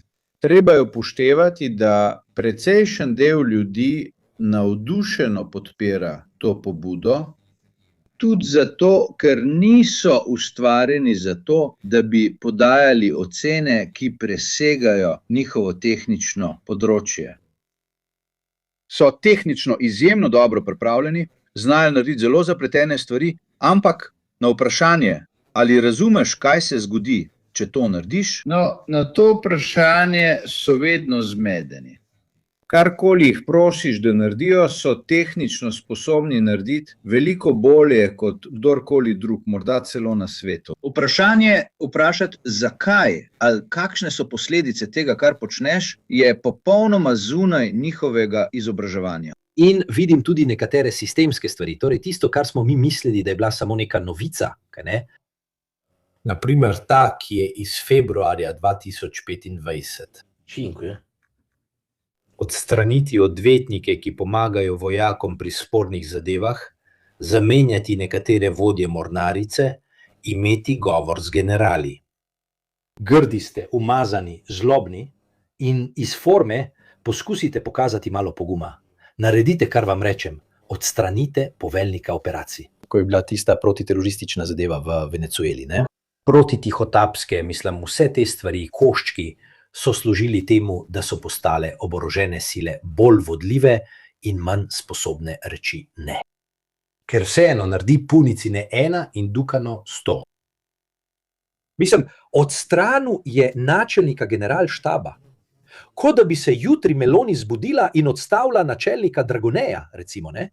Nekdo drug, zelo pomemben, na tako visoki ravni. Kar čez noč, čeprav bi imel morda še 2 leti poveljstva. Ja, to je malo to, kar je Putin naredil na začetku, recimo prvih 2 letih vojne v Ukrajini, koliko je to sploh trajalo, 3 mesece, 4 mesece. Ja, ampak tam je bilo vsaj tako, da te odstranim, ker si naredil eno tistih sramotnih napak, torej morda ti nisem dal pogojev za zmago, ampak ti si naredil vse, da zgubiš. Zato poskusimo videti, če kdo drug naredi kaj bolje. Tle je čistka celo preventivna. Še preden se osmešim, odstranim tistega, ki bi mi to lahko preprečil. In moram vam povedati, to ni lep trenutek za Združene države. Res ni lep trenutek. Skrbeti bi nas moralo ne za Iran, ampak za Združene države. Ker so ubrali smer, ki je svet ne razume, in ko svet ne razume, potem išče nekoga, ki bolje razume, išče bolj stabilno ravnotežje, išče nekaj, kar mu daje več zaupanja, več zanesljivosti. Vzemimo za primer to, kar je začel govoriti o NATO. Vi ne počnete tega, ne počnete unega, ne pomagate nam, ne dajete nam bas. Torej, po točkah, ki sem jih poskusil, niste za nič. Izdelek. Potem morda sploh ne bo delovalo, vendar so predsedniki vlad 4 pomembnih evropskih držav začeli resno razmišljati, če je to potrebno. Ne, da bi kupovali orožje od Američanov, ampak da bi začeli izumljati sistem, ki bi povečal sposobnost samoobrambe Evrope. Česar še nikoli v življenju niso storili, in to ni Rearm Europe. To so države, ki nam začenjajo govoriti, dajmo se dogovoriti. Hvala. In hvala. Državne obveznice, ki so jih Francozi odvzeli vsem. Hvala vsem. Se viene tisto, kar želi narediti Trump. Hvala. In tako dalje. Iranči enako se dogaja na drugi strani in to je svetovni kaos. Ampak ker so vmes tudi, hvala vsem, ljudje, ki jih je tja seveda poslal režim, deloma pa tudi zaradi svojih razlogov, so se dejansko fizično postavili v zaščito mostov. Hvala. Hvala. Tako bi to postala tudi humanitarna tragedija, ne le vojaški spopad. Če porušijo most, na katerem je 10 000 ljudi ali kaj podobnega, tudi zato, ker podreti mostove v Iranu z vidika strmoglavljenja režima, z vojaškega vidika, saj vanj ne morejo vdreti, kakšen je sploh namen tega? Ne vem, če se temu reče v toskanščini ali tudi v italijanščini. To so muhe, to je tisto, ko tolčeš z nogami ob tla, ker ti nekaj ni dano. Da ti škodujem, ker ti lahko škodujem. Ampak ni pravega, premišljenega cilja, da bi podrl most v državi, za katero veš, da je ne moreš napasti, razen da ti povzročiš škodo. To je vse. Točno tako, ampak v nogometu se temu reče prekrški iz frustracije. Ker ne delaš tega, kar ti jaz rečem. V trenutku, ko ti jaz rečem, ne priznavaš mojega vodstva, upiraš se in jaz vem, da ne morem narediti drugega, kot da ti nagajam. Ker na koncu je to, ne, da bi si predstavljal, da tisti tam ti ne bo samo nagajal, ampak te bo izključil z tekme, če bo res začel delati zmedo. Ne. Strateško gledano v tej situaciji več tvega ne Iran. Težava je, da je v težavah ves svet. Ker vojna, ki se je začela pri tebi, bodo račun izstavili tebi, ne Iranu. To bomo videli, kaj se bo zgodilo v naslednjih urah, ampak zagotovo bodo to težke ure, tudi sam spremljam borzo, gibanje in tako naprej. Kaj počne? Izrael je v slabem stanju, dogaja se veliko slabega, predvsem, seveda, vsi terminski posli na nafto in te stvari tukaj. Ampak Izraelci so medtem že začeli podirati mostove in tako naprej. Tisto, kar sem vam prej pokazal, je bil most, ki so ga zadeli, medtem ko so spodaj z avtomobili vozili civilisti. Tole pa je drug most. Sima. Na predvečer Pashe je Netanjahu v govoru, ki ga ni slišalo veliko ljudi, prišel ven z takšnim govorom. Paša spominja na prehod izraelskega ljudstva iz egiptovskega suženjstva v svobodo Izraela in da bi olajšal ta prehod, je večni oče poslal 10 nadlog nad Egipt. Premor, jaz pošiljam 10 nadlog nad Iran, zdaj z vsem spoštovanjem, čeprav ne do večnega očeta, nekdo je primerjan s Kristusom kot posledico. Drugi, ki se primerja z večnim očetom, ki ti pošilja nadloge nad Iran, bi potreboval kopelj ponižnosti in razumevanje, da se ne igraš vsemogočnega. Opaziti je treba tudi nekaj, Pavel, vsi mostovi, ki so jih uničili Izraelci, so na severu države, ravno na meji s Kurdi, kako zanimivo. In ti misliš, da bi Kurdi pomagali Izraelcem?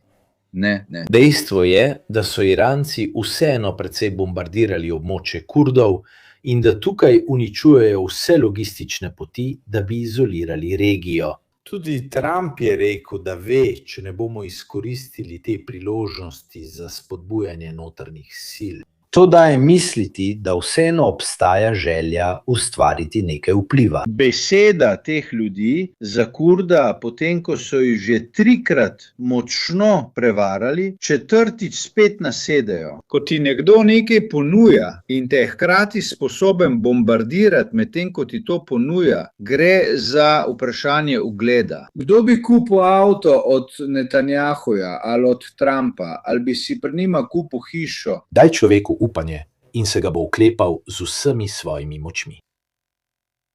Ja, upanje, ampak ne neumnost. Ni to vprašanje. Veš, da si koristen za politiko ljudi, ki te imajo za manj vrednega človeka.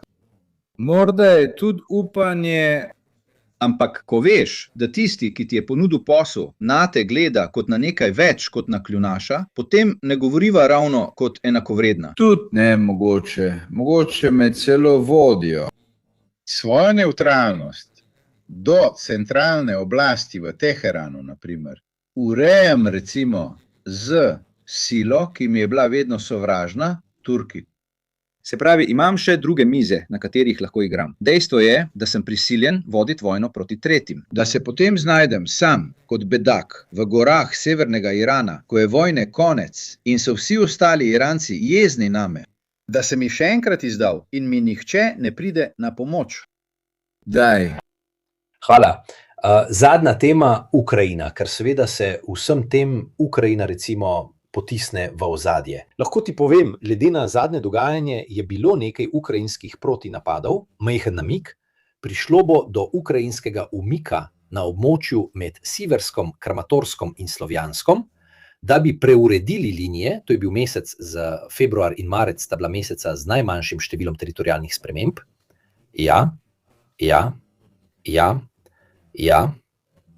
Rusi so recimo zavzeli 25 kvadratnih kilometrov, potem pa je odvisno od vira, preverite sami, ampak v tem primeru lahko vidite, prikazuje veliko modrih puščic na območju Kamjanska in recimo, da se vse skupaj obrača, to bi bil mesec z malo spremembami. Po notranjih virih s to povezavo, ker to območje, kot vidite, postaja izboklina, zato je nevarno. General, zadnja 2 meseca sta bila posebej počasna z obeh strani, z malo poskusi, ki so obema spodleteli. Ker sta 2 Ukrajinca poskusila pri Kreščinu skalo, prej pa so Rusi proti Imanu. To je postala izjemno počasna vojna, še počasnejša kot prej, kot smo že videli v letih 2024 in 2025. In opazil sem, da ni velikega zanimanja, da nasplošno države meseci z vojaki, blogeri, Telegram in tako naprej.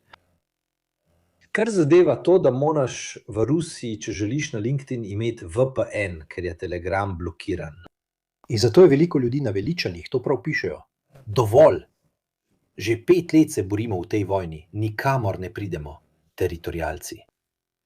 Perspektiva je, da Rusi in Američani ne bodo več podpirali Rusov. Vedno manj jih imajo, ker lahko podpirajo, kogar hočejo.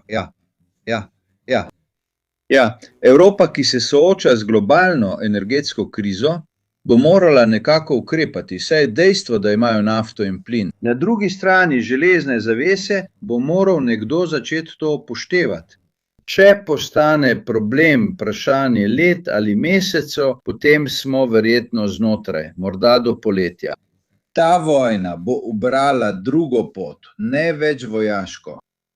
Tudi zaradi utrujenosti, malo zaradi tega, malo zaradi onga. Ne? Ampak vse to postaja vedno manj verjetno. Torej je volje, da bi človeka poslali v napad, vedno manj. Opozoril bi še na to, da so Ukrajinci prvič med to vojno, marca 2026, izstrelili več dronov dolgega dosega na rusko ozemlje, kot so jih Rusi izstrelili na ukrajinsko ozemlje. In to si preberite, obrnite zadevo, postavite Saudsko Arabijo in zalivske države na eno stran, na drugo stran pa Iran. Tukaj govorimo o 2 državah, ki sta v vojni že 4 leta, ne 4 dni, 4 leta, v katerih sta si izmenjali silovite udarce z neverjetno porabo streliva in to še vedno počneta. Poglejte, na drugi strani nismo niti pri 38, 39 dneh bojevanja. Ali res mislimo, da bo Iran kar tako prekinil svojo kampanjo z droni po 4 dneh? Mislim, ne verjamem. Če veš, da je cilj tistega, ki te napada, izbris Irana, ne menjava režima, potem, če že moram umreti, ti bom na tej točki metal tudi kamne, ne samo drono. Dokler imam kaj za vreči, bom metal. Ker čutim, da mi nisi dal nobene alternative. To je rekel Napoleon, moraš pustiti. Vedno za hrbtom svojega sovražnika pustiš pot za pobeg. Ampak če mu zapreš pot za pobeg in rečeš, moj cilj je tvoje uničenje kot civilizacije, kakšno alternativo ima Iran? Kakšno alternativo bomo imeli mi, če nas bodo izbrisali z obličja Zemlje?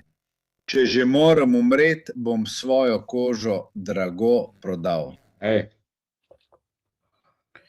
Tudi Ukrajinci vidim, da se zdaj trudijo, stavijo vse na to, da pošiljajo vse drone. Morda prav v tem obdobju krize, da bi omejili ruski dobiček, saj bodo Rusi zagotovo skušali izkoristiti višje cene nafte. Tako da razumem, zakaj delajo te grafe. Tudi sam veliko spremljam Emolin, ampak potem je treba videti, a je to res namerna odločitev, da zdaj izstrelijo vse, kar lahko, da bi omejili ruski dobiček, ali pa je to nekaj sistematičnega in so tudi oni dosegli izjemno visoke količine proizvodnje dronov. To bomo videli v naslednjih mesecih. Mimogrede, glede na to, da se Rusi borijo tako proti Ukrajincem, proti Evropi, predvsem pa proti samim sebi, zaradi cenzure interneta je to močno otežilo tudi njihov način notranje komunikacije, pa tudi njihove notranje spore. Kljub temu je obstajal nekakšen ventil, ki je bil internet, kjer je Rus lahko živel v informacijski sferi, kjer je lahko povedal, kar je želel. Zdaj pa je tega precej manj, ker jih skušajo nadzorovati. Mimogrede, to se mi zdi smešno, ker ravno da se zahvalim nocojšnjemu sponzorju, ki je NordVPN, uganite, katera je ena najbolj uporabljenih VPN-ev za izogibanje ruski cenzuri. Prav NordVPN in druge oblike VPN-ev. Ker to predvsem omogoča blogosferi na Telegramu in podobno, da se lahko svobodno izraža. In zagotavljam vam, da so vedno bolj jedki. Videl sem najbolj silovite stvari, ki jih pišejo ruski miloblogerji. Naprimer, zadnje pogovore, ki sem jih poslušal. To so bili ruski vojaški blogerji, besni, jezni, ki nočejo, da Rusija pomaga Iranu, da mu pošilja protiletalske sisteme. In če pogledamo graf Klementeja Molina, imajo prav. Ker se bojijo, da če pošljajo sisteme, ki jih že zdaj nimajo dovolj za svoje potrebe, si predstavljate, če jih pošljajo še v Iran. Torej ga vidijo kot nekakšnega zaveznika, toksičnega, ki je že dal, kar je imel zadati. Jim je dal drone, jih podvajali, zdaj ga več ne potrebujejo. Noči serbe piju. Ampak da dodam še eno stvar k temu, kar si rekel. Morda so Ukrajinci dosegli zelo spoštovanja vredno proizvodno zmogljivost. Tako naprej. Posreden dokaz za to je dejstvo, da se je Zelenski odpravil v Gorfo Persko in rekel, kaj? Če nam vi na nek način pomagate in bomo dali drone. Ne moš dati nečesa, česar nimaš, kar pomeni, da mu proizvodne zmogljivosti verjetno omogoča, da reče, na nek način vam lahko tudi pomagamo. Hvala. Promodo, questo è normale. To bi lahko bil posreden dokaz, da je ukrajinska industrija na nek način dosegla obseg, ki jo omogoča, da naredi to, kar si potem dobro pokazal. Vendar pa vas ponovno opominjam, da ta vojna z droni traja že 4 leta, ne 4 dni. In izraz leto se nanaša na vojno z droni. Zaliv, izrečen iz ust Američana, je čisti teror, je čisti strah. In to je stvar, ki me malo skrbi. Ja, je nekaj insajderskega trgovanja in tako naprej. Manj pri terminskih pogodbah na nafto, ker lahko notranje trgovanje tam izvajaš. Veš, da bo zdaj eksplodiralo. Ampak pri terminskih pogodbah, tisti, ki vedo, da bo čez nekaj mesecev dražje, je že drugače. Torej, bodite pozorni, to so vzporedni trgi, kaj ne? Tisti, ki stavijo, da bo nekaj zahteval, in tisti, ki kupujejo terminske pogodbe, niso tako optimistični in ti so v porastu. Torej, gospodje, rekel bi, da se vidimo v petek ali soboto, ko bomo imeli še kakšen poglobljen prenos v živo, ali pa kdo ve, se bomo vrnili k vprašanju Irana, ker se bo zelo verjetno nekaj zgodilo ali pa ne zgodilo. V vsakem primeru, če situacija ostane takšna, kot je, ni dobra. Če res napadajo energetski sistem, je res zelo slabo. Torej, oba scenarija nista ravno rožnata, kaj ne, Pavlo? Ne, sploh ne. Upajmo, da bo noč dober svetovalec, ker ne gre za ponovno odprtje Ormuza, gre za to, da zapremo Trumpa. To je problem, kakorkoli, v redu. Naredil si bom majico, glej. S Pavlom ne gre za ponovno odprtje Ormuza, ampak za to, da zapremo Trumpa. Morda je imela prav ona, kaj ne? Moramo ga vrniti nazaj v zlato kletko. On obožuje zlato. Ne, v železno kletko, je rekel, na zlato kletko bi biti celo pripravljeni. Vendar se vedno vprašajmo, zakaj so Združene države tako podrejene svetu, ki je osuplo nad njihovim vedenjem. To je pomembno vprašanje, ker ampak jih je 360 milijonov, to je veliko. Vprašajte, ne postavlja se vprašanje, ampak zakaj? Nihče nas nima več rad. Evo, vsem smo nekaj naredili. Pravzaprav je vprašanje že v odgovoru. Prisežem vam, da se tresem.